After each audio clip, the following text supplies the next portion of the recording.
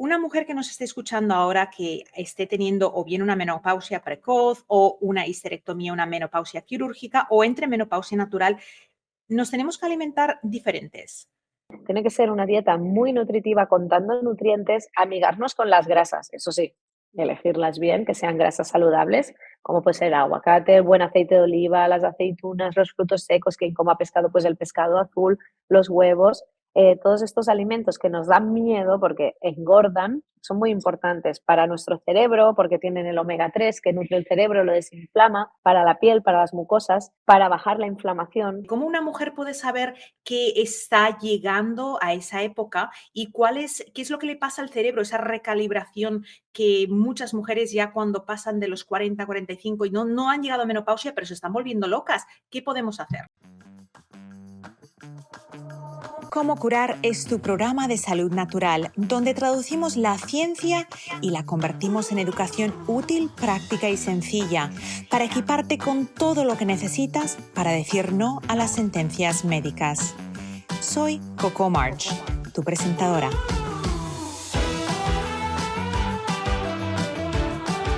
Cómo curar está patrocinado por vitatienda.com, tu tienda online sin intermediarios donde encontrarás suplementos, fórmulas antiedad para la piel y el cabello, limpieza del hogar sin tóxicos y mucho más. Visita vitatienda.com y entra el código Cómo curar para recibir un 10% de descuento en tu primera compra.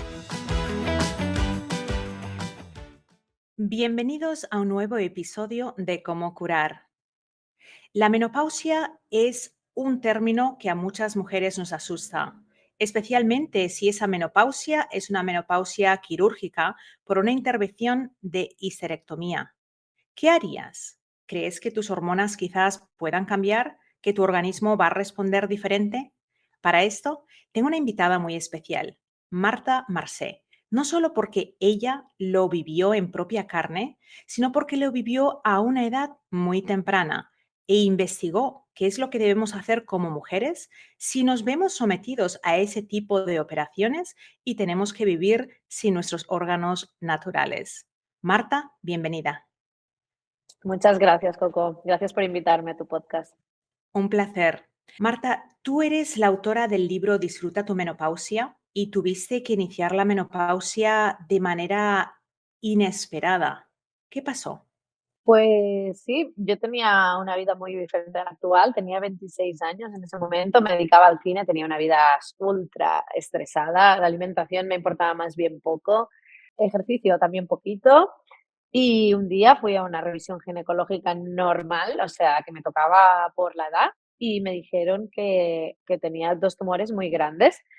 En ese momento parecía que iba a ser algo benigno, que no parecía que iba a tener nada grave, pero ya me asusté lo suficiente, pero cuando ya me hicieron la operación, yo ya cuando salí de esa operación, pues ya me dijeron, ¿no? Que había tenido que ser una operación muy radical de extracción de ovarios, de útero, ganglios y demás, y que aparte de tener que someterme a una quimioterapia porque eran unos tumores malignos, iba a entrar o ya había entrado en ese quirófano directamente en menopausia, ¿no? Con 26 años, es decir, que era una menopausia hiperprecoz. Además, al ser un cáncer hormonal, pues en ese caso yo no podía tomar tampoco terapia hormonal sustitutiva, por lo tanto, no me quedaba otra que experimentar, ¿no? La menopausia con todos sus síntomas, sin un climaterio, sin una etapa de adaptación, es decir, que mi cuerpo pasó de un día para el otro de estar en edad fértil a estar en menopausia. Y fue así, ¿no? Como me encontré en esta etapa. Primero tuve que experimentar lo que es la quimioterapia, que suficiente ya es para el cuerpo y todo lo que implica. Pero después, cuando pasó y ya me dijeron: "Oye, pues todo bien, las pruebas bien, te hemos hecho un TAC, una analítica, ha estado todo correcto", fue como: "Vale, pues tengo que empezar a pensar que estoy viviendo una menopausia", y no sabía ni lo que era, claro, ni me lo había planteado en esa edad, ¿no? Y así fue, ¿no? Porque ya tenía muchísimos síntomas a los pocos meses de la operación. Sofocos, empecé a notar que mi memoria, mi foco estaban diferentes, no sabía si era por el tratamiento de quimioterapia o no, luego vi que era por la parte hormonal, más dolores articulares, menos energía, cambios de humor y ahí tuve que ponerme a ello. Marta, vamos a hacer una pausa porque quiero enfatizar esto, porque en mi opinión, dentro de la medicina, siempre nos gusta eliminar si hay un riesgo. y a veces sí se tiene que extirpar algo. Pero la histerectomía, que en tu caso no se podía evitar, en muchas ocasiones sí se puede evitar con cambios de estilo de vida. Pero, ¿qué es lo que te pasó por la mente a ti primero cuando de repente te dijeron emocionalmente? Porque quiero que esto sirva de apoyo a otras mujeres que reciben ese mensaje. Vamos a tener que extirparlo todo. ¿Qué pasó por tu mente? ¿Cómo te sentiste emocionalmente al escuchar que ya tu parte femenina de ser mujer procreadora había desaparecido? Es curioso, lo supe después, claro, porque en principio todo iba a ser como algo que quizá iban a sacar una parte del ovario, iban a ser como cuidadosos por mi edad, ¿no? Pero claro, al ver y analizar en anatomía patológica, al ver lo que había, pues ahí dijeron, es que no queda otra, o sea, tenemos que hacer este tipo de intervención. Yo me enteré posterior. ¿Y qué pasa? Que en ese momento yo tenía tanto miedo a la palabra cáncer que me centré mucho más en curarme, por decirlo de una forma, que en pensar qué es lo que significaba para mí, ¿no? No poder tener hijos, entrar en otra etapa hormonal de mi vida. Fue a posteriori. Te diré que fue, pues, quizá a los 6 meses posteriores, ¿no? De cuando ya pasó todo el tratamiento y tal. Una cosa curiosa en mi caso, que sé que es algo que no es lo común, es que yo siempre había dicho que no quería ser madre. No me digas por qué, pero siempre lo había sentido así. Entonces, fue muy impactante, obviamente, porque aunque tú digas que no, eres muy joven, las cosas pueden cambiar de muchísimas maneras y que te digan que no puedes es algo súper impactante, pero creo, y por lo que he visto en otros casos de chicas que he acompañado luego en consulta y que estaban en ese momento también conmigo, que no fue el duelo tan heavy como otras chicas que para ellas era un deseo súper fuerte. En relación a mi feminidad, yo creo que es algo que he ido desarrollando mucho a lo largo del tiempo, porque ni tan solo en ese momento yo me había parado a pensar que era ser mujer, que era mi tipo de mujer, que yo me sentía con qué me identificaba, qué significa, ¿no? Todo esto. Entonces es algo que he ido desarrollando muchísimo a lo largo de todos estos 12 años, ¿no? Y aún creo que sigo en ello, ¿no? De reflexionar sobre mi feminidad, cómo me siento. Entonces, bueno, son cosas curiosas y me pasó un poquito lo que tú estás diciendo, que no encontré referentes en ese momento, porque cuando yo busqué menopausia, 26 años o precoz, ¿qué hacer? Había un silencio. Ahora mismo hay más cosas, pero en ese momento es que ni de la menopausia convencional se hablaba, ¿no? Era como un tabú. Entonces me senté súper sola y súper perdida en ese momento.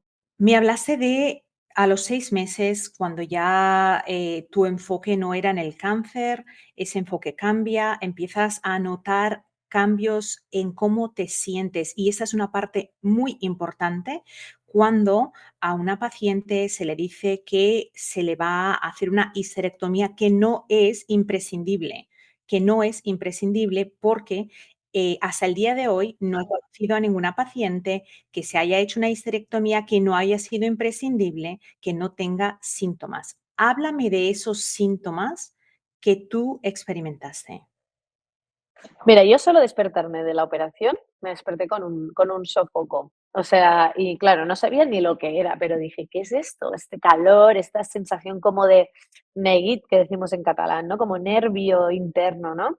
Pasa que es esto. Luego vino la quimioterapia y había muchos más síntomas mezclados. Pero cuando ya pude discernir lo que era quimio y lo que era sintomatología de la menopausia, claro, tuve unos sofocos terroríficos, pero de estos de que te dan vergüenza porque además, claro, es una persona joven y dices, es que claro, nadie está entendiendo qué le pasa a esta chica que está aquí roja, sudando, ¿no? Entonces me daba mucha vergüenza, me empeoraba muchísimo el sueño porque me despertaba muchísimo por la noche por tener sofocos, calores, me levantaba sudada. Luego, a nivel psicoemocional, hubo ahí un cambio brutal, me podía sentir desde días como más deprimida, luego más eufórica, luego con más mala leche y sobre todo a nivel de memoria, de foco, hasta que no he aprendido cómo gestionarlo y cómo trabajar con mi cerebro, la neuroinflamación y a equilibrarlo con el estilo de vida, noté muchos cambios. Dolores articulares, muchísimo, porque empecé a hacer ejercicio durante la quimioterapia, que no había hecho a lo largo de mi vida, o muy poquito, y hasta que no pude integrar también esto, tener buenos niveles de vitamina D, etc, etc, etc, muchos dolores articulares y cambio en mi cuerpo. Siempre he sido una persona muy delgada y de repente, de pasar a tener más curvas típicas de la edad fértil de la mujer, a tener una silueta muchísimo más recta. Hubo una redistribución de la grasa, ¿no? Mucho más ubicada a nivel central en el abdomen, ¿no?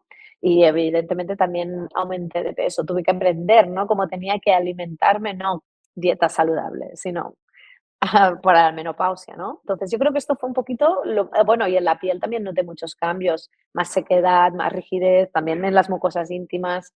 Creo que esto también fue de las cosas que noté primero.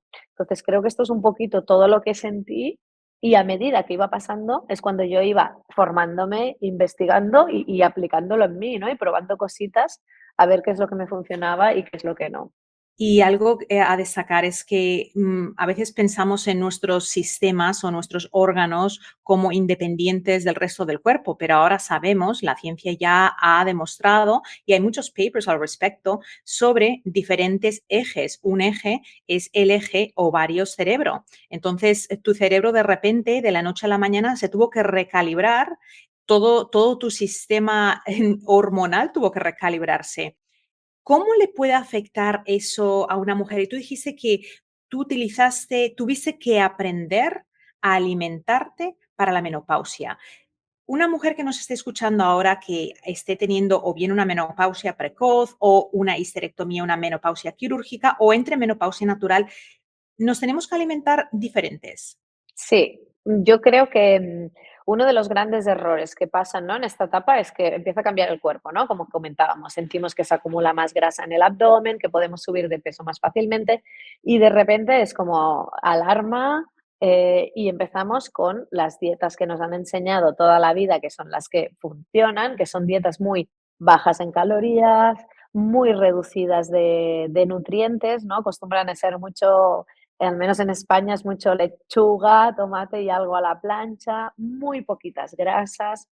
¿Qué pasa? Que tenemos que entender que los estrógenos nos dan a nivel cerebral señal de energía, de abundancia de energía. Por eso las mujeres también están más energéticas la primera fase del ciclo menstrual que la segunda, ¿no? Entonces en menopausia ya tenemos una señal de déficit de energía. Si yo a eso le sumo una dieta muy restrictiva, con muy poca variedad de alimentos y con muy pocas grasas, sumo estas dos señales y mi cuerpo aún pone el metabolismo más en pausa, por decirlo así. Tiene que ser una dieta muy nutritiva, contando nutrientes, amigarnos con las grasas, eso sí, elegirlas bien, que sean grasas saludables, como puede ser el aguacate, el buen aceite de oliva, las aceitunas, los frutos secos, quien coma pescado, pues el pescado azul, los huevos. Todos estos alimentos que nos dan miedo porque engordan son muy importantes para nuestro cerebro porque tienen el omega 3 que nutre el cerebro, lo desinflama, para la piel, para las mucosas, para bajar la inflamación, que ayuda indirectamente también a nuestro metabolismo y a la resistencia a la insulina a funcionar mejor. Y tenemos que pensar que tiene que ser una dieta muy vegetal también, porque la fibra va a trabajar con uno de los ejes que comentabas, ¿no?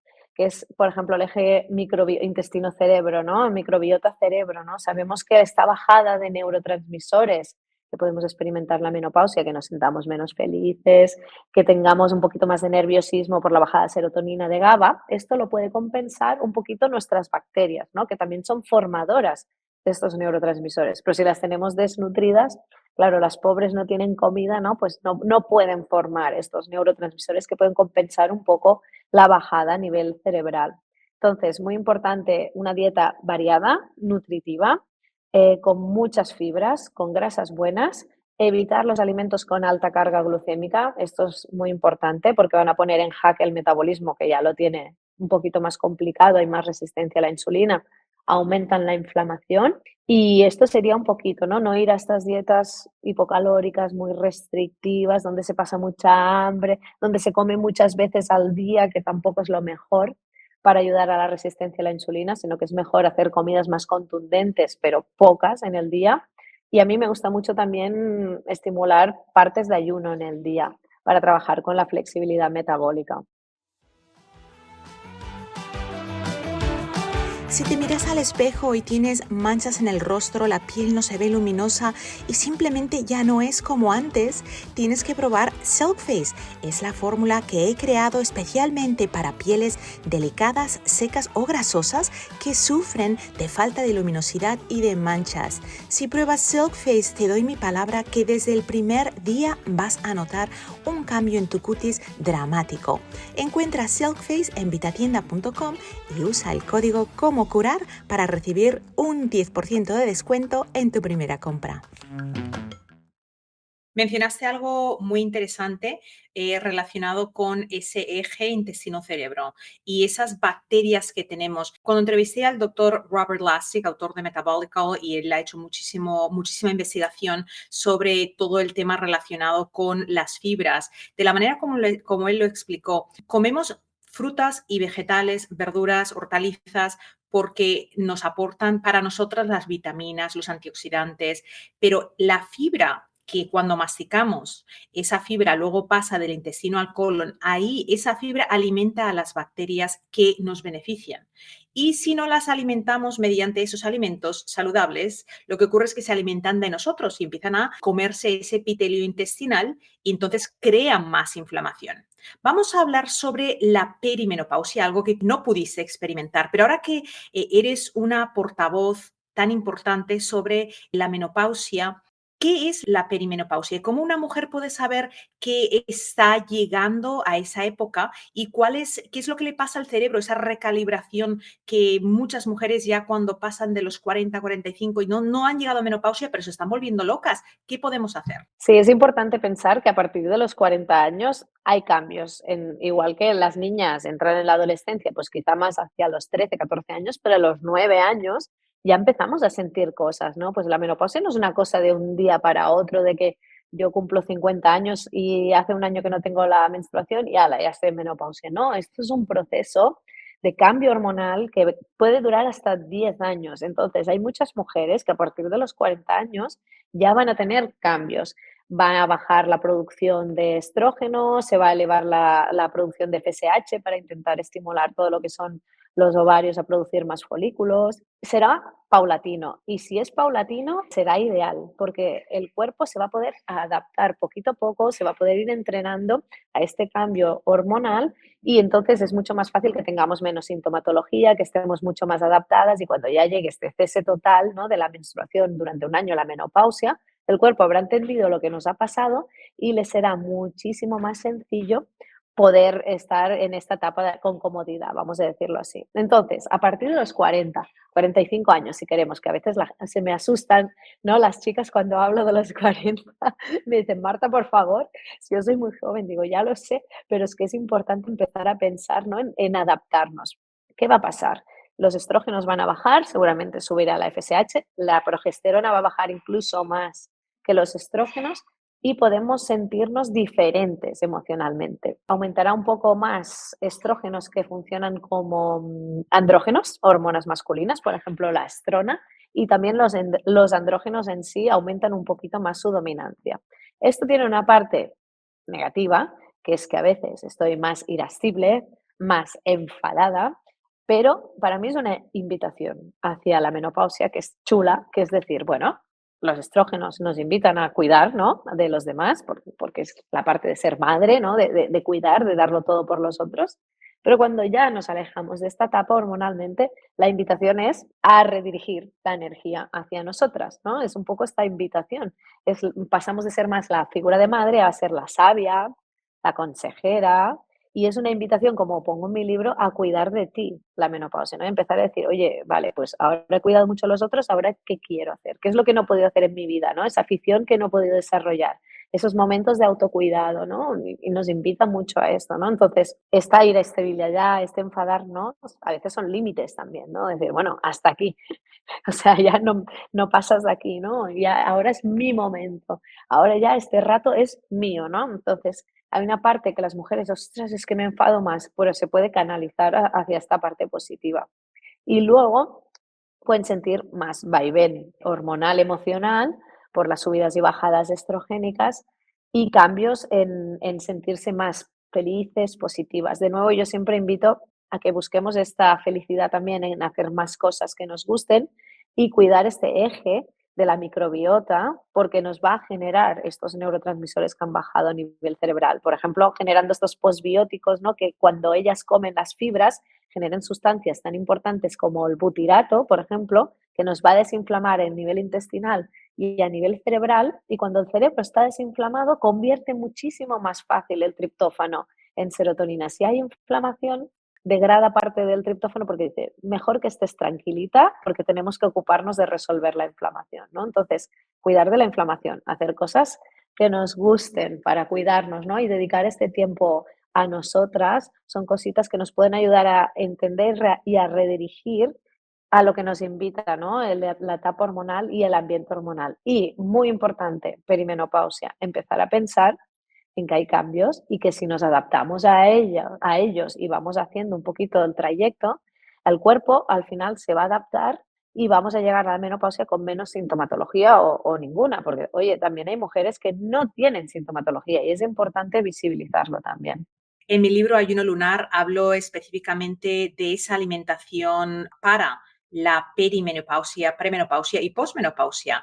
Y como bien has mencionado, tenemos varios ejes. Hay ese eje intestino-cerebro, hay ese eje aparato reproductivo-cerebro. Y cuando estamos en ese cambio hormonal, es una recalibración del cerebro que depende mucho de que no tengamos esa neuroinflamación que estabas mencionando. Si te pego un martillo, cojo un martillo y te doy un martillazo en el dedo, tú ves la inflamación y duele. Pero el problema que tenemos con la neuroinflamación es que no duele, pero empezamos a tener ese cuadro sintomatológico, neblina mental, irritabilidad y no sabemos por qué. Y has mencionado algo muy importante, los aceites omega 3 para reducir ese desequilibrio, esa inflamación neurológica, pero luego estábamos hablando de esa alimentación natural que va a desinflamarnos. Otro problema que tenemos, tanto en la perimenopausia, premenopausia como posmenopausia, porque a veces como que todo se va acumulando, es la grasa parda. ¿Qué es la grasa parda? Explícame lo que es y cómo, por qué es tan importante que reconozcamos la diferencia. En la menopausia es importante que nuestro metabolismo se mantenga lo más activo posible porque naturalmente va a haber más resistencia a la insulina, nuestro metabolismo va a ir un poquito más lento y más allá de un tema estético de peso, que bueno, que también es importante aquí el importe, es importante tener un metabolismo activo por nuestra salud para evitar llegar a tener una diabetes tipo 2 entre otras patologías. Entonces, hay muchas estrategias que huyen de hacer una dieta muy restrictiva, como comentaba antes. Desde el ayuno intermitente, que a mí me parece súper interesante, desde aumentar nuestra cantidad de masa muscular, que gasta muchísimo más calorías por el simple hecho de existir, a aumentar nuestra grasa parda, que es una grasa súper interesante que tenemos muy diferente de la grasa blanca, que es la grasa común y corriente. Es parda porque tiene mucha mitocondria, que son esta pequeña parte de la célula que forma muchísima energía y que es muy interesante. Y es una grasa que sobre todo su función principal es mantener el calor corporal. Los bebés tienen muchísima grasa parda y a medida que vamos creciendo pues tenemos más grasa blanca que grasa parda. Pero podemos hacer cosas para aumentar nuestra grasa parda. La principal, exposición al frío, porque claro, como su función es mantener la temperatura corporal, cuando nos exponemos al frío mejoramos o aumentamos la cantidad de grasa parda. Como más grasa parda tengo, es una grasa muy activa metabólicamente, consume muchísimas calorías. Entonces, baños de agua fría, en la ducha, nada, muy fácil. En la última parte de la ducha, acostumbrarnos a hacer con agua fría. Si tenemos playa, mar cerca, esos baños, ¿no? Que nos pueden ir bien. Actividades al aire libre también, ¿no? Cuando hace algún fresquito. Ayuda muchísimo. De hecho, yo antes no hacía actividad al aire libre y ahora hago mucha y cada vez notas que la tolerancia al frío es muchísimo mejor y en parte es por tener más grasa parda. Tiene límites por eso, porque yo viví en Estados Unidos, en Minnesota, ahora vivo en el Caribe de Estados Unidos, 16 años, y hay fríos que yo siempre he hecho ejercicio afuera, pero llega un punto de frío que vas con las botas y lo único que puedes hacer es caminar arrastrando los pies porque allá 20 bajo cero es muy común por muchos meses. Extremo. Oye, ahí entonces, la pregunta sería, ¿tienen en Minnesota más grasa parda? Voy a tener que investigar eso, porque allí hace mucho, mucho frío y siempre estamos expuestos. Hemos hablado de esa grasa parda que la tenemos que mejorar, pero hay algo de lo que estabas hablando que creo que es muy importante y yo hablo de eso con mucha frecuencia, la flexibilidad metabólica. Explícame de manera sencilla qué es esa flexibilidad metabólica y cómo nos beneficia. Pues la flexibilidad metabólica, para entenderlo muy fácil, ¿no? Nuestro cuerpo puede obtener energía de diferentes sustratos. Para simplificarlo lo máximo, puedes sacar energía directamente de lo que comemos, que sería, por ejemplo, la glucosa que obtenemos de los carbohidratos, por decir algo, o de los depósitos que tenemos en el cuerpo, que tenemos diferentes, pero para simplificarlo, la grasa, ¿vale? Entonces, un cuerpo que trabaja óptimamente a nivel metabólico, pues puede obtener energía directamente de lo que he comido, ¿no? Que es un proceso fácil, mediado por la insulina, etc, etc. O cuando se acaba esto, tiene que obtener energía de los diferentes depósitos que tenemos en el cuerpo. Si todo funciona bien, es como, vale, ok, ahora saco de aquí y ahora saco de aquí. ¿Qué pasa? Que como vivimos en una sociedad donde nos han acostumbrado a comer 25.000 veces en el día, sobre todo alimentos muy ricos en azúcares, azúcares rápidos, y el cuerpo se ha acostumbrado a lo fácil, ¿no? Es como siempre decimos un coche híbrido, ¿no? Ahora tengo que sacar del depósito de eléctrico y ahora del de gasolina. Pues bueno, el de gasolina es como más fácil, ¿no? Entonces, nuestro cuerpo saca rápido del que consumimos y cuando le toca sacar del de las grasas, que es un poquito más complejo, le cuesta.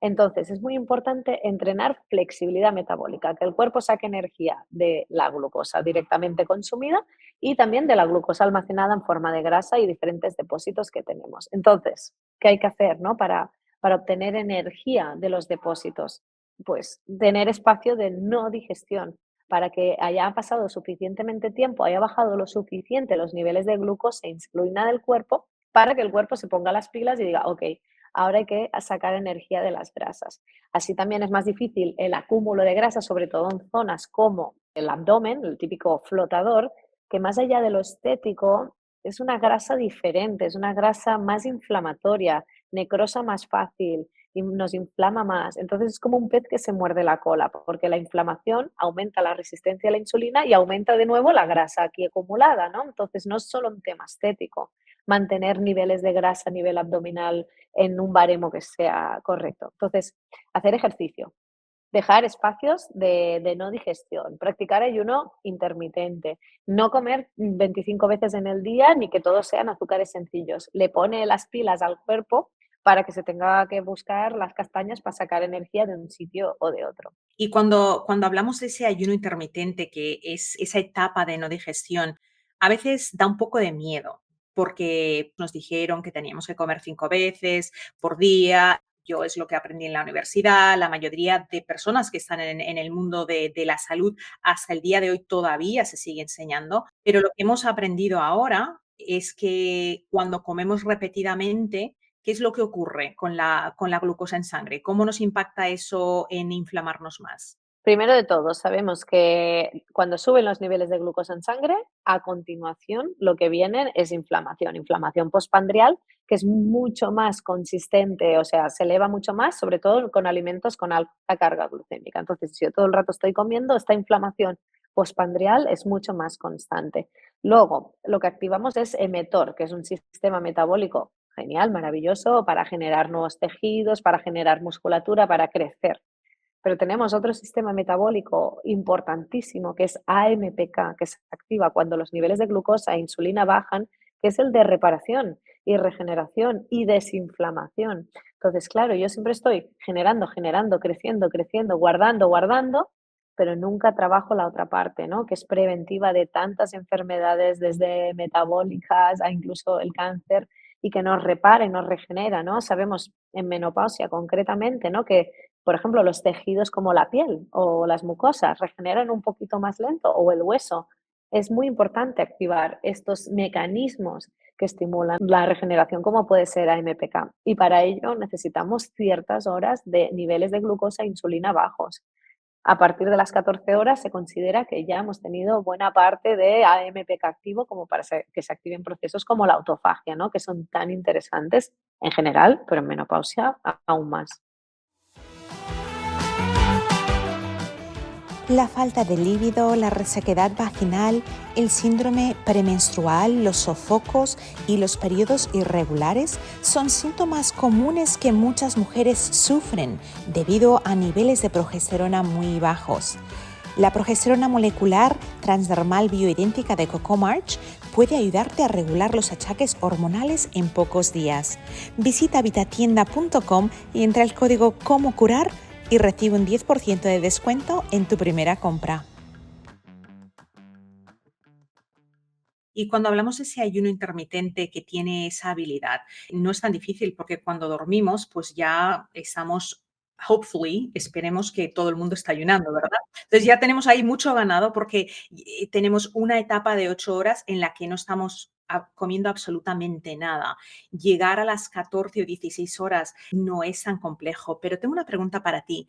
En las investigaciones que yo he hecho, he encontrado que las mujeres que todavía menstruan pueden o se benefician mucho de hacer ayunos incluso extendidos una vez ya el cuerpo ha ganado esa flexibilidad metabólica en la primera fase del ciclo hasta el momento de la ovulación. Ya cuando ovulamos y el organismo es más progesterona dependiente, ahí yo recomiendo, es lo que recomiendo en mi libro Ayuno Lunar, no hacer ayunos tan largos. ¿Qué es lo que tú opinas? Siempre que haya abundante energía, que es cuando hay más estrógenos, es mucho más fácil para todos estos procesos. Por eso yo también creo que en la fase folicular es la fase donde hacer ayunos más largos, como ya hay abundancia de energía, el cuerpo no le va a restar, ¿no? Como si dijéramos, en cambio, en la segunda parte, incluso en la menopausia, pues a veces puede ser que nos haga estar más fatigadas, más cansadas y que se sume un poquito, ¿no? A esta señal de déficit de energía. A mí me gustan todos los ayunos, también los ayunos más prolongados. Es verdad que a nivel de divulgación más por redes sociales y tal, siempre hablo de ayuno intermitente, porque a veces este tipo de ayunos, pues siempre es mejor que haya algún profesional o alguien que pueda acompañar, porque además nos da mucho miedo, ¿no? Cuando pasamos ya de ciertas horas, pero yo creo que es algo súper natural en el ser humano, ¿no? Y que hemos pasado muchas épocas en nuestra vida, que es la actual, la moderna es un suspiro, ¿no? Comparado con nuestra vida ancestral, que es la que nos ha un poquito generado nuestros genes y nuestras adaptaciones. Entonces, son estrategias muy interesantes y cada vez se habla más de ello, cada vez hay más papers, cada vez, yo me acuerdo, ¿no? En la uni, que tampoco hace tantos años que estudié nutrición, no me dejaban hacer el trabajo de fin de grado de ayuno. Y les dije, yo os voy a presentar un tocho así de papers y me tuvieron que decir que sí, porque aún hay mucha resistencia desde la comunidad científica también, pero es algo tan fácil, tan fantástico y que va tan acorde, ¿no? Cómo funciona nuestro cuerpo y las mujeres en esta etapa necesitamos flexibilizar el metabolismo, activar procesos de renovación, activar la autofagia, que es el anti-aging más profundo que tenemos, y el ayuno intermitente, incluso ayunos un poquito más largos que se puedan acompañar, son herramientas súper fáciles. Tú lo has dicho, 8 horas al día deberíamos dormir. Pues oye, esperas un poquito, te tomas una infusión, te das un paseo, lo que sea, ya se ha hecho la hora, ¿no? Las 14, 16 horas. Es algo muy sencillo, gratis y fácil de aplicar. Yo creo que quizás por el hecho de que es gratis y que no aporta beneficio a ninguna gran multinacional en la comunidad médica, en parte por desinformación o falta de interés en informarse, pero también en parte porque no es un fármaco, no es algo que se pueda patentar, no es algo que se pueda vender y es una herramienta que cualquier persona en cualquier lugar del mundo, en cualquier momento, puede iniciar en la comodidad de su hogar. Y yo creo que vivimos en un mundo tan materialista que es triste, pero si no hay beneficio para alguien en la comunidad o un beneficio para una empresa, pues a veces hay cosas que crean resistencia y mucho más en Europa, creo, que donde yo estoy, llevo 30 años en Estados Unidos, es muy diferente cómo lo vivimos aquí y cómo yo veo que se vive principalmente en países europeos como España, donde hay mucha crítica, mucha resistencia a todo lo que es nuevo, a todo lo que es cambio. Es como que hay una duda del establecimiento, de que se les quite la credibilidad o, bueno, la verdad es que no lo sé, o el dinero, una de las dos. ¿Tú qué crees? Yo creo que aquí aún está muy, por ejemplo, dentro del colegio mismo, ¿no? De nutrición, están muy vigilantes siempre a que sigas su discurso, a que no te vayas ni un poquito para un lado. Que hay una parte que está bien, ¿no? Porque a mí me parece bien que tenemos que estar formados para hablar de según qué cosas, porque bueno, mínimamente te da una base, ¿no? De fisiología, de bioquímica, de cosas, pero que también tiene que haber libertad, ¿no? Para poder investigar, para poder estudiar, para poder generar cada uno sus propias opiniones sobre las cosas, ¿no? O sea, yo si me hubiese quedado con lo que encontraba en menopausia, del estatus, vamos, es que no sé qué me hubiese pasado, qué hubiese sido con mi vida realmente, porque si hubiese hecho lo que me decían, que era prácticamente nada, a mi edad, sin poder tomar terapia hormonal sustitutiva, hoy tendría seguro osteoporosis, hoy tendría seguro problemas cardiovasculares, hoy tendría problemas de depresión, ansiedad, estoy prácticamente segura. Y todo esto lo he tenido que investigar. Mucha cosa de Estados Unidos, ¿no? Que es lo que iba rescatando por ahí y probando en mí y pudiéndolo comunicar, pero muchas veces también con el miedo de que vengan y digan: "Oye, señorita, ¿esto usted de dónde lo ha sacado?". Y creo que sí, que pasa mucho y que es una pena. Y en la misma universidad no se fomenta el hecho de discutirlo, de tener opiniones diversas, de poder como validar diferentes cosas desde el propio método científico, ¿no? Desde la medicina basada en la evidencia, que al final es esto, ¿no? Buscar papers, investigar, probar cosas y compartir. Yo creo que acabo de llegar a Japón, estuve casi un mes en Japón. Lo que me pareció muy interesante de la cultura japonesa es que es muy rule follower. ¿Cómo se diría eso en español? Muy de seguir pautas marcadas por otros. Escuché hace poco una mención de un psicólogo que dijo que 2% de las personas piensan, 3% piensan que piensan y el restante 95% antes se moriría que siquiera pensar. Y cuando estamos aprendiendo, si simplemente pensamos que pensamos, pero seguimos el lexo que nos están dando sin tener una inversión de nuestra propia energía a la creatividad, a la independencia de juicio, la ciencia jamás evolucionaría. Y por eso yo creo que quizás evoluciona más en Estados Unidos hacia nuevas terapias, porque en otros países, aunque quizás la persona quiera, el status quo no lo permite. El status quo español, yo viví en España de jovencita, y es tú sigues lo que se dice que se hace y ya no hace falta que pues, se cuestione, especialmente en términos médicos.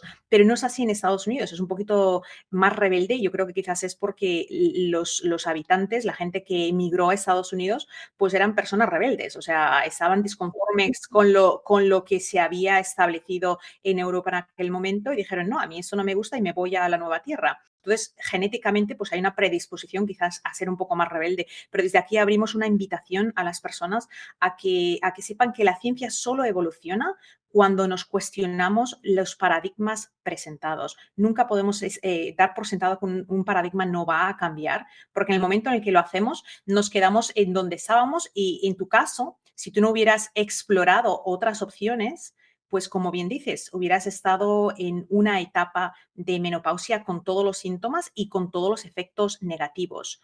Déjame que te haga otra pregunta que yo creo que es muy común durante la menopausia. La caída del cabello. ¿Tiene que caerse el cabello cuando estamos o entramos en la menopausia? No, mira, yo como me han pasado muchas cosas, pues gracias a las cosas que me han pasado, pues he investigado. Y sí, tuve una etapa de caída de cabello que luego descubrí que no venía por una etapa hormonal, pero bueno, yo al primer momento pues dije, bueno, pues mira, llegó el momento y si tuve una época de mucha caída, por suerte he recuperado el pelo, me salió después muchísimo cabello y fue más bien un proceso postviral en ese momento que lo viví. Después haciéndome analíticas y viendo lo que había pasado, entendí que había sido eso, pero que no tenía que ver con la parte hormonal. Dicho esto, sí puede pasar, mujeres, sobre todo cuando les dominan mucho los andrógenos, puede ser que a lo largo de su vida fértil ya tengan cierta dominancia androgénica y esto se potencie, ¿no? Durante la menopausia. Entonces, el andrógeno actúa a nivel de de cuero cabelludo, generando más grasitud en el pelo, tapando el folículo y haciendo que haya la típica caída como más frontal, ¿no? Esto es un paradigma que pasa mucho en menopausia, que asusta mucho, y otras mujeres también tienen una caída más general. La parte más androgénica tiene muchísimo que ver con la alimentación. Estimulamos mucho la formación de andrógenos, sobre todo con los lácteos, porque tienen mucho factor de crecimiento insulínico, y volvemos a los alimentos con alta carga glucémica. Niveles elevados de insulina son a niveles más elevados de andrógenos, y esto puede estimular mucho. De los lácteos, ¿te refieres a la leche, a los quesos, a los yogures? ¿Qué exactamente? En realidad todos tienen factor de crecimiento insulínico como más grande el animal, es decir, una vaca, como eso tiene que hacer, ese alimento tiene que hacer crecer a un animal que nace más o menos pequeño, pero que se tiene que hacer muy grande, es mayor que, por ejemplo, de cabra o de oveja, que tienen menos factor de crecimiento insulínico. Pero no tiene tanto que ver con, por ejemplo, la lactosa, que sí que es muy diferente entre un alimento fermentado o no fermentado. Y los alimentos con alta carga glucémica, dulces, bollería, zumos, todo esto que ya sabemos, también. Entonces, este aumento de androgénico causado por estos alimentos, más resistencia a la insulina, que ya hemos hablado del metabolismo y lo importante que es, puede fomentar que haya mujeres que noten esta caída como de adelante para atrás. La caída más general, yo la relaciono mucho con esta bajada de energía que nos da el estrógeno, sumado a que esa persona ya a nivel mitocondrial y de formación de energía ya venía muy justa, ¿no? Entonces el cuerpo suelta lastre, es decir, mira, pelo pues no me va a salvar la vida, ¿sabes? Mejor genero otras cosas, hígado o pulmón o corazón o lo que sea, antes que el pelo. Entonces es como que soltamos pelo. Es muy importante, primero, tener en cuenta el cuidado capilar externo, que parece una tontería, pero si nos lavamos todos los días el pelo con champús que sacan muchísimo la grasa del cabello, seguramente va a formar más grasa. Entonces, buscar champús que sean respetuosos con el cuero cabelludo, no lavarnos tanto y cuidarnos bien el cabello de la forma más natural posible. El tema de la alimentación también, cuidar el metabolismo que hemos dicho, y a nivel de energía, que nuestro cuerpo sea capaz de formar bien energía. Alimentos como con mucho magnesio, nutrientes como el magnesio son muy importantes a nivel celular, y al menos aquí en Europa hay unos déficits brutales de magnesio, ¿no? Entonces, muchas veces ayudando a la persona a que su célula funcione mejor, forme mejor ATP, pues el cuerpo dice, ok, tengo energía, pues venga, puedo formar también pelo. Hay mujeres que no les pasa nada con el pelo, igual que la piel va envejeciendo lo normal, ¿no? Eso también hay casos que no pasa, que también hay que visibilizarlo. Si sufres de gastritis, distensión abdominal, gases o si tu digestión es pesada y se te infla el abdomen al comer, Happy Tummy es la solución que has estado buscando. Añade 15 gotas de Happy Tummy en agua antes de las comidas y disfruta de una barriguita feliz.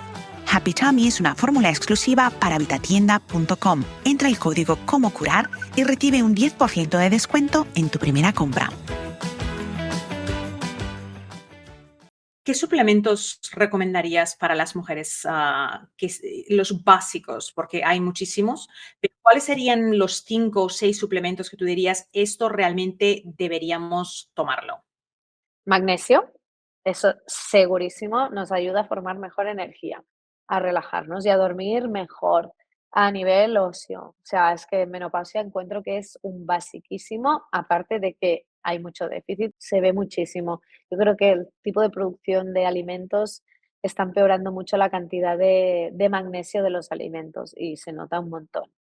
Vitamina D, clave para frenar y prevenir osteoporosis, osteopenia, como antiinflamatorio a nivel cerebral, revisar niveles, pero aquí también, al menos en España, yo encuentro unos déficits increíbles de vitamina D y no nos podemos quedar con esos 30 que nos dicen que está bien, ¿no? Yo recomiendo a las mujeres que lleven a 50 más o menos y que aparte de tomar el sol, que se suplementen, sobre todo en invierno, pero a veces hace falta también durante el verano. Para piel y mucosas, a mí me encanta el omega 7, que es este ácido graso que nos ayuda a hidratación interna, con papers súper interesantes incluso a nivel de hidratación íntima, que está visto mujeres versus placebo, cómo les ayuda a hidratar tanto la piel del rostro como la piel del cuerpo, como las mucosas del intestino, como a nivel vaginal. Así que también creo que es muy interesante irlo tomando a temporadas, combinado con omega 3 antiinflamatorio, DHA, riquísimo para el cerebro, para también nuestras mucosas, es imprescindible y muchas veces en la dieta nos falta. Creo que he dicho 4, a ver, me falta alguno. Ah, otro, que me encanta para los sofocos, para el estado de ánimo, para mejorar esta señal un poquito energética, el azafrán. Un suplemento de azafrán lo encuentro que funciona súper bien, nos da este puntito un poquito más de alegría, al relajarnos un poquito, no hay tanto este plus de calor, de temperatura que activa muchas veces los sofocos y funciona muy, muy bien. No tiene un efecto hormonal, entonces funciona a muchas más mujeres y tiene menos contraindicaciones en mujeres que haya podido pasar por un cáncer hormonal, por decir algo. Y luego ya, bueno, probióticos, pero bueno, eso ya es que podría decir muchos, pero para mí todo lo que es también cuidado a nivel de intestino también sería súper importante. Es importante destacar que a veces pensamos en los suplementos como medicamentos y aunque tienen poderes terapéuticos incluso mejores que algunos fármacos, la pregunta a veces es ¿por cuánto tiempo debería tomarme el magnesio? ¿Por cuánto tiempo debería tomarme la vitamina D3 con K2? Yo creo que es importante sacarnos un poquito el rollo de que podemos, los suplementos, vamos, son como un extra y tal. No, tenemos que pensar que los alimentos que consumimos no es lo mismo que en el pasado, por cómo se cultivan o por cómo se crían y por el estrés que tenemos, que esto aumenta muchísimo la cantidad de nutrientes que consumimos porque vivimos en ciudades, no estamos todo el día en la naturaleza y no estamos todo el día zen. Entonces, hay nutrientes que nos van a faltar. La vitamina D le va a faltar a la gran mayoría de las personas, y es que lo veo cada día en analíticas. Y yo recomiendo tomar la D3 con K2. ¿Tú recomiendas tomarla con K2? Sí, sobre todo en menopausia aún más, ¿no? Para ayudar también a la formación de hueso, que se vaya bien donde tenga que ir el calcio. Sí, totalmente. Entonces, vitamina D, revisar en analítica sería lo ideal en octubre pasado, bueno, aquí en octubre pasado el verano en España y luego a establecer una pauta, ¿no? Para esa persona. El magnesio, yo me lo tomo todos los días de mi vida. Es que ya ni lo pienso, ¿no? O sea, ya sé lo que pasa con los alimentos y el magnesio. El omega 3, pues también lo tomo prácticamente todos los días. El omega 7, dependiendo de cómo siento mi piel y mis mucosas, pero también son bastantes meses al año que lo tomo. El azafrán depende cómo me siento, pero sí se puede tomar meses, bastantes meses en el año. Probióticos, eso sí que hay que ir cambiando y lo ideal es que nos aconsejen, porque hay probióticos que tienen cepas que sirven para una cosa, para la otra, no le sientan bien a todo el mundo lo mismo. Y como más de precisión es la toma de probióticos, más efecto tiene, eso está claro. Y es importante que a veces las personas piensan que cuando toman un suplemento van a notar el cambio como un fármaco, va a ser mañana. O sea, hoy me tomo el magnesio, esta noche voy a dormir 8 horas cuando llevo insomnio por mucho tiempo. Hay un proceso en el cual, de la manera en como yo lo describo, es que, porque a veces me hacen mucho esta pregunta, ¿debería dejar de tomar ese suplemento? ¿Va a ser demasiado? ¿Me va a afectar el hígado? ¿Me va a afectar los riñones? Y de la manera en como yo lo describo es que el cuerpo tiene tanques imaginarios. Entonces, si tú tienes un tanque de magnesio, si lo tomas todos los días, pues quizás tu tanque está llenito, o sea, tiene un nivel óptimo. El magnesio lo necesitamos para más de 300 reacciones químicas en nuestro cuerpo, o sea que el tanque se va vaciando todos los días. Si nosotros no tenemos suficiente magnesio procedente de la alimentación, que hoy en día los alimentos no proveen suficiente magnesio, ese tanque se va vaciando. ¿Y qué es lo que pasa? Que para que el cuerpo pueda regenerar, digamos, vamos a decir que crezca el pelo, tiene que echar mano de un tanque que tiene biotina, tiene que echar mano de un tanque que tiene magnesio, un tanque que tiene vitamina D3, tiene que echar mano de ciertos aminoácidos. Cuando uno de esos tanques está vacío por completo, simplemente lo que tiene que ocurrir para que el pelo crezca no puede ocurrir. Es como si tienes todo lo que te hace falta para crear unos huevos revueltos, pero el fuego no lo enciendes. Si no hay calor, no se van a quedar revueltos, se van a quedar, o una tortilla, se van a quedar crudos. Muy parecido en nuestro cuerpo, ¿verdad? Entonces, por eso enfatizamos la importancia de encontrar una pauta de suplementos que funciona para una persona y seguir esa pauta. Y si uno no los toma un tiempo, el cuerpo va a ir vaciando ese tanque y lo que hemos reparado, pues poco a poco va a perder la habilidad. Vamos a pasar a otro tema. La salud íntima de la mujer, que la has mencionado un poquito hablando de las mucosas. La sequedad vaginal, la resequedad, el coito doloroso, muchas veces empieza a ocurrir cuando entramos en esa época de menopausia. ¿Qué podemos hacer? Lo primero es trabajar con las mucosas, ¿no? Como veníamos comentando, la salud de las mucosas, el estrógeno depende mucho de la formación de colágeno, depende mucho de la formación de elastina, de atrapar, ¿no? Hidratación. Por eso sentimos a veces que la piel está más seca, que se puede descolgar más, ¿no? Que no está tan tersa. Lo mismo que pasa en la cara, pasa a nivel íntimo. Entonces, lo mismo que aplicamos para la piel de la cara, lo tenemos que pensar también a nivel íntimo. Nos hidratamos por fuera, ¿no? Nos ponemos nuestras cremas, nuestros serums, nuestras vitaminas, nuestras cosas. Tenemos que pensar en hidratarnos también a nivel local con geles, aceites, cositas que mantengan la zona hidratada, no solo para evitar tener dolor, resequedad, sino porque el ambiente íntimo que se genera en menopausia si no hacemos nada también favorecerá que haya más infecciones, tanto infecciones de orina como de cándidas, ¿no? Entonces, primero, a nivel externo, cuidarnos con hidratación. Segundo, a nivel interno, mejorar nuestra hidratación interna. Hemos hablado del omega 7, por ejemplo, que funciona súper bien, el omega 3 y las grasas en general, ¿no? Y aparte de esto, yo siempre recomiendo que si realmente hay problemas, porque muchas veces hay mujeres que tampoco, ¿no? Simplemente pueden notar sí un poquito de cambio, pero nada que les impida nada, aparte de mantener esta hidratación interna, que acudan a una persona, un profesional, una profesional que sea fisiosexóloga, por ejemplo, ¿no? Que las pueda ayudar.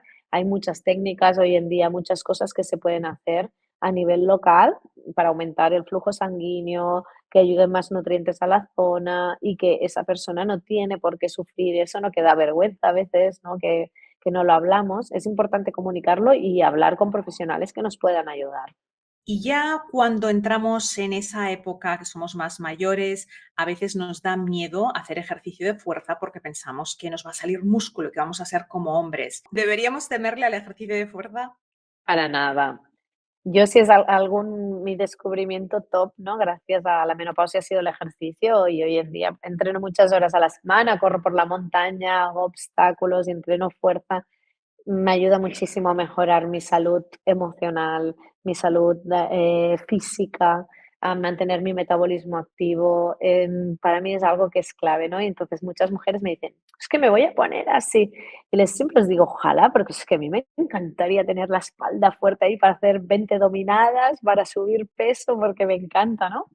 Es complicado y le tenemos que perder miedo y de hecho, revisando papers para el libro, vi, ¿no? Las recomendaciones en España al menos siempre es aquagym y natación, ¿no? En mujeres posmenopáusicas se evita el impacto. Y justo en un paper que era además una revisión sistemática hechas con un montón de mujeres, se vio que el ejercicio acuático en relación a la calidad del hueso versus ejercicio terrestre, donde había impacto y gravedad, el acuático no aportaba nada beneficioso, en cambio todo lo que era con cierto impacto y evidentemente ejercicio de fuerza ayudaba un montón a estimular los osteoblastos y a generar hueso nuevo, ¿no? Y a mantener, mejorar de la osteoporosis y osteopenia que tenían esas mujeres que se habían sometido al estudio. Entonces, sí o sí ejercicio de fuerza, necesitamos músculo y lo importante es pensar antes, porque tenemos que llegar a como un buen pico de masa ósea a los 26, 28, 30 años,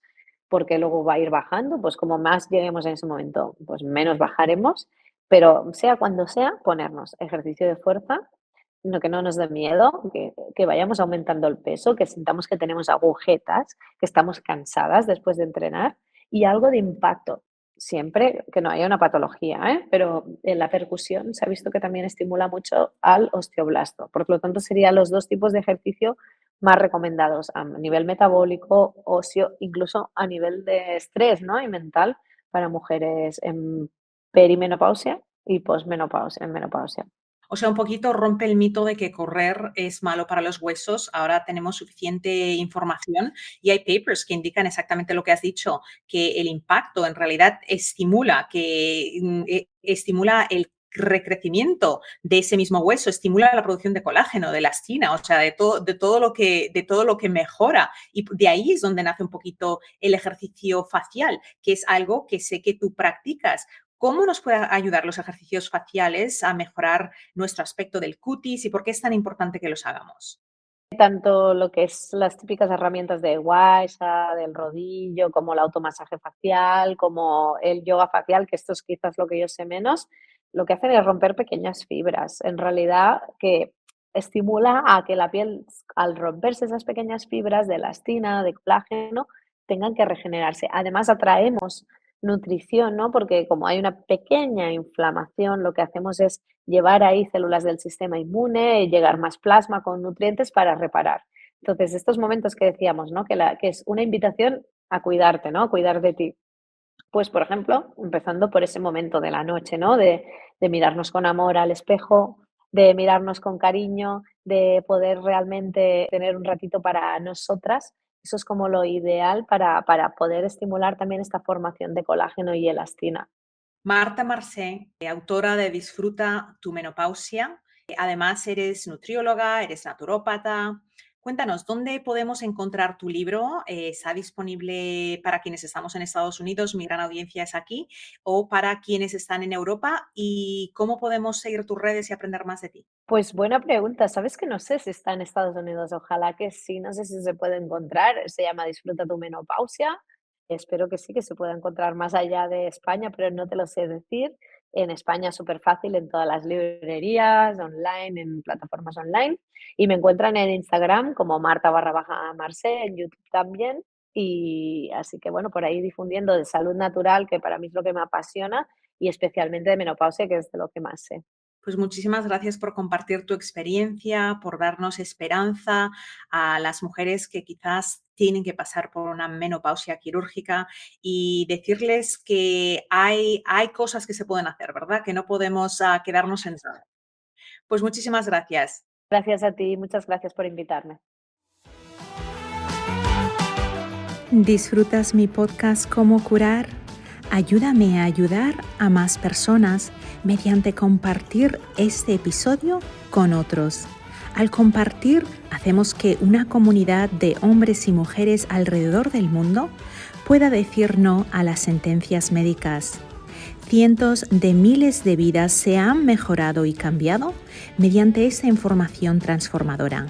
Gracias por ser parte de la comunidad de Cómo curar.